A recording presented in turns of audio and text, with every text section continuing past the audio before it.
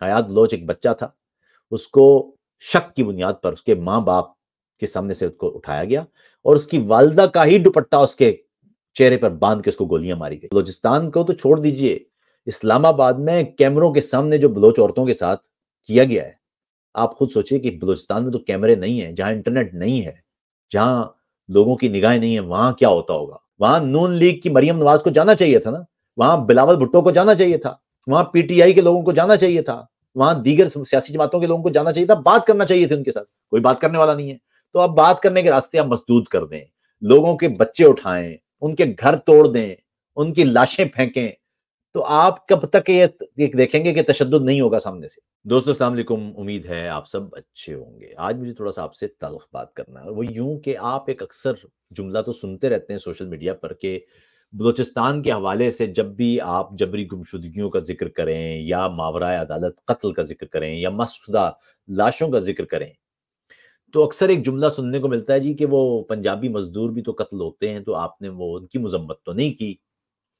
اچھا، یہ چونکہ ایک ہمارا رواج بن گیا ہے کہ آپ جب بھی کسی موضوع پہ گفتگو کریں، اس موضوع پر گفتگو کرنے کی بجائے کہیں اور پہنچ جاتے ہیں لوگ، تاکہ معاملے پر گفتگو نہ ہو، موضوع پر گفتگو نہ ہو، تفصیلی گفتگو ہوگی نہیں تو معاملہ حل ہوگا نہیں۔ اور مجھے لگتا ہے کہ ہمارے بے شمار معاملات حل نہ ہونے کی ایک بنیادی وجہ یہی ہے۔ اچھا، آئیے اب ذرا اس پورے معاملے کو دیکھتے ہیں۔ سب سے پہلے تو دیکھیے، تشدد کسی بھی صورت میں، کسی بھی گروہ، کسی بھی تنظیم یا حتیٰ کہ ریاست کی طرف سے ہی کیوں نہ ہو، وہ کبھی بھی کوئی اچھی شے نہیں ہو سکتا۔ تشدد کی حمایت جو بھی شخص کر رہا ہو، اس کو ایک بات یاد رکھیے کہ تشدد سے کبھی بھی مظلوم کا فائدہ نہیں ہوتا۔ تشدد سے ہمیشہ فائدہ ظالم کا ہوتا ہے، تشدد سے فائدہ طاقتور کا ہوتا ہے، کیونکہ اس کے پاس زیادہ تشدد کے مینز ہوتے ہیں۔ آپ اگر کسی مظلوم کو پتھر دے کے بھیجیں اور کہیں کہ جی آپ فلاں ٹینک پہ مار دیں، تو اس مظلوم کا کوئی فائدہ نہیں ہوگا، کیونکہ اس طرح وہ اپنی مظلومیت سے بھی ہاتھ دھو بیٹھے گا، اور دوسری طرف جو طاقت ہے اس کو وہ جواز بھی فراہم ہو جائے گا کہ وہ اس کے خلاف ظلم اور جبر کا بازار گرم کر دے۔ تو پہلی بات تو یہ کہ کسی بھی صورت تشدد کا کوئی بھی راستہ ہو، اسے کبھی قبول نہ کیا کریں۔ میں پہلے بھی بتا چکا ہوں، 9/11 کے بعد کی دنیا بالکل مختلف ہو چکی ہے۔ پچھلی صدی میں ہیرو ہوا کرتے تھے لوگ، وہ جو ہے نا، پچھلی صدی میں بڑے بڑے انقلاب آئے ہیں طاقت کے ذریعے اور مسلح جدوجہد کے ذریعے، لیکن 11 ستمبر پر امریکہ میں جو حملے ہوئے ہیں، اس کے بعد کی دنیا مختلف ہے۔ اب کوئی بھی گروہ اس کی اس کی اس کے مطالبات کتنے ہی جائز کیوں نہ ہو، جیسے ہی وہ ہتھیار اٹھاتا ہے، عالمی برادری اس کے پیچھے سے ہٹ جاتی ہے، سول سوسائٹی اس کے پیچھے سے ہٹ جاتی ہے، اور وہ ایک تنہا ہو جاتا ہے، اور اس کے بعد پھر صرف مفاداتی گروہ اس کی مدد کرنے یا اس کے خلاف آن کھڑے ہوتے ہیں،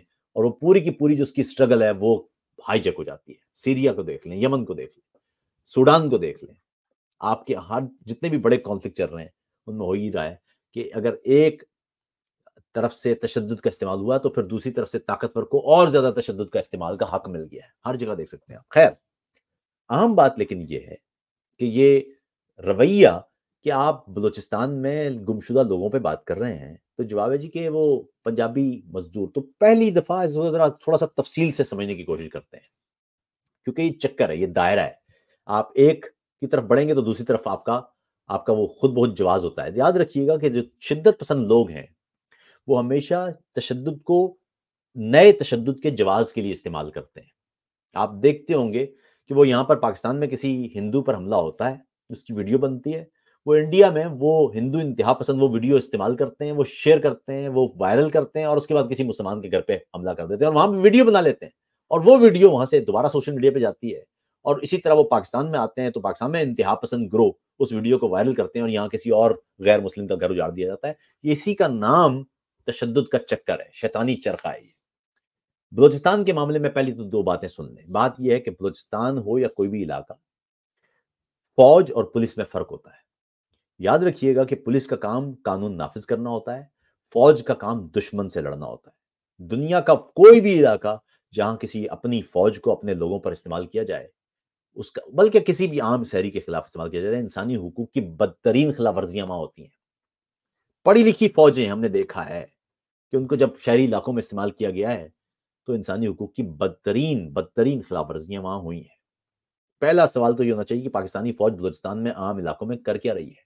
اس کا مطلب یہ ہے کہ فوج کے استعمال کرنے کا مطلب ہے کہ آپ دشمن سے لڑ رہے ہیں۔ اس کا مطلب ہے کہ بلوچستان میں آپ نے قوم کو دشمن بنایا ہوا ہے. جو پولیس کا کام ہے وہ آپ فوج سے لینے کی کوشش کر رہے ہیں. تو پہلا تو رویہ یہ ہے کہ آپ نے ایک سیٹلڈ علاقے کو آپ نے مسلسل عسکری آپریشن کر کر کے اور عسکری آپریشن جاری رکھ کے اس پورے علاقے کو ایک جنگ زدہ خطہ بنا دیا ہے. اور جہاں جنگ زدہ خطہ ہوتا ہے وہاں تشدد کے واقعات عام ہوتے ہیں. وہاں کوئی جو ملیٹنٹ گروپ یا جو ریزسٹ کر رہے ہوتے ہیں ان کے پاس پھر اتنی کیلکولیشنز ہوتی نہیں ہیں کہ وہ پورا فلسفہ آپ کو سمجھائیں. تو ایک تو یہ ہے کہ آپ کو ہمیشہ یاد رکھنا چاہیے کہ تشدد ہو کیوں رہا ہے، کیونکہ تشدد کا خاتمہ صرف اس صورت میں ممکن ہے جب آپ کو معلوم ہو کہ اس کی وجہ کیا ہے، تشدد کی وجہ کیا ہے، کیوں ہو رہا ہے بلوچستان میں تشدد. اس کا سادہ سا جواب یہ ہے کہ پاکستان کی طرف سے، ریاست کی طرف سے وہاں جاری، دہائیوں سے جاری وہاں عسکری آپریشن تشدد کی وجہ ہے. یہ ہے پہلا معاملہ. دوسری بات یہ ہے کہ وہاں جو عام افراد کسی بھی طرح سے عام فرد کے خلاف کوئی بھی گروہ تشدد کرتا ہے تو ہر شخص اس کو کنڈیم کرے گا. صاحب عاطف بھائی، آپ نے وہ پنجابی بھائی کیا ہے، ہم نے دسیوں بار کیا ہے. بلکہ میں تو آپ کو بتاؤں کہ پہلے کچھ عرصے پہلے کی بات ہے کہ ہمارے بلوچ دوستوں نے پورا ایک ٹرینڈ میرے خلاف چلا کے رکھا ہے کہ عاطف صاحب نے تو جو فوجی تھے جو چھٹیوں پہ گھر جا رہے تھے ان کی بسوں سے اتار کے ان کو مارا تھا، تو عاطف صاحب نے تو ان کو اس کی مذمت کیوں کی تھی. ہمارے بلوچ دوستوں نے بھی کہا یہ اسی لیے مذمت کی تھی. یاد رکھیے گا کہ تشدد کا فائدہ ہمیشہ ظالم کو ہوتا ہے. وہ یہ جو اکا دکا واقعات ہیں ان کو واقعات کو بنا کے نئے تشدد کی راہ ہموار کی جاتی ہے. اب دوسری بات دوسرے سمجھ لیں، بلوچستان میں گمشدہ افراد پر بات ہو رہی ہے یا وہاں ماورائے عدالت قتل پر بات ہو رہی ہے، تو پہلے اس موضوع کو حل کریں نا. وہ فلاں پنجابی قتل ہو گئے ہیں، ہوئے ہیں نا، تو نہیں ہونے چاہیے بھائی. کوئی نہیں کہہ رہا ہونے چاہیے، بلوچ بھی کہہ رہے ہیں نہیں ہونے چاہیے. عام بلوچ کو کیا وہ اس سے ملے گا کسی عام پنجابی کو مار کے. لیکن پہلی چیز تشدد کی وجوہات کیا ہیں، تشدد اور نفرت پیدا کون کر رہا ہے، کیسے کر رہا ہے تشدد، یہ جنگ شروع کس نے کی ہے، اس جنگ کا خاتمہ کیسے ہو سکتا ہے، اس میں انوالو کون کون ہے، اس کا فائدہ کس کو مل رہا ہے، یہ سوچنا ہوگا نا آپ کو. اس لیے پہلے تو یہ اس پورے نیریٹو کو بدلنے کی ضرورت ہے. بلوچستان میں لوگوں کے سیاسی مطالبات جائز مطالبات ہیں. وہاں وہ بھیڑ بکریاں نہیں ہیں، وہ انسان ہیں. ان انسانوں کو انسانوں کی طرح ہی ٹریٹ کرنا پڑے گا آپ کو.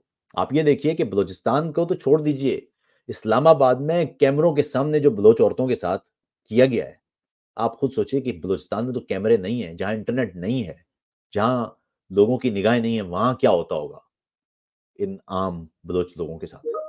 ہم نے کچھ عرصے پہلے حیات بلوچ کا قصہ سنا تھا. حیات بلوچ ایک بچہ تھا، اس کو شک کی بنیاد پر اس کے ماں باپ کے سامنے سے اس کو اٹھایا گیا اور اس کی والدہ کا ہی دوپٹہ اس کے چہرے پر باندھ کے اس کو گولیاں ماری گئی.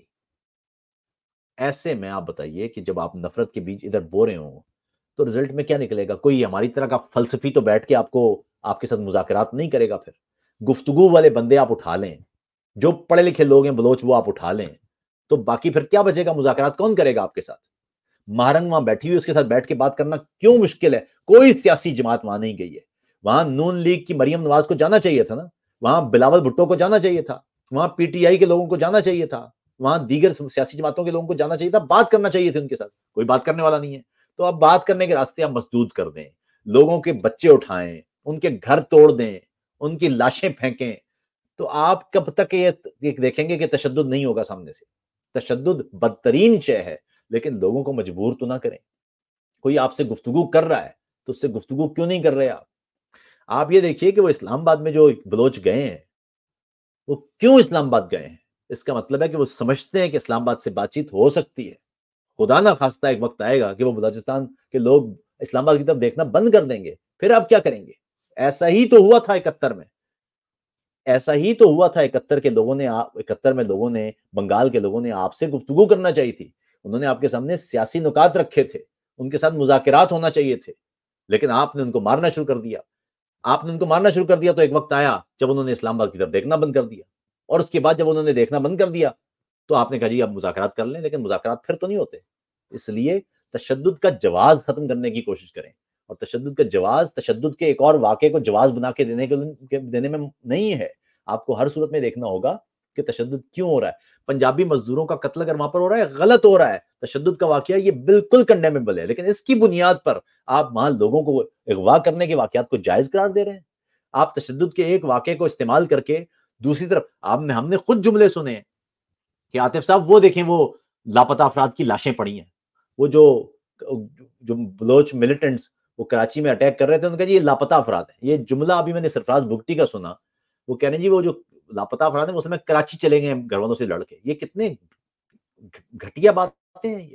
آپ لوگوں کے دکھوں کا, لوگوں کے زخموں کا مذاق اڑاتے ہیں, اور اگر آپ اڑا رہے ہیں تو آپ ان کو کہاں مذاکرات سے دور ایک ایسی جگہ پر بھیج رہے ہیں جہاں پر صرف تشدد بچتا ہے.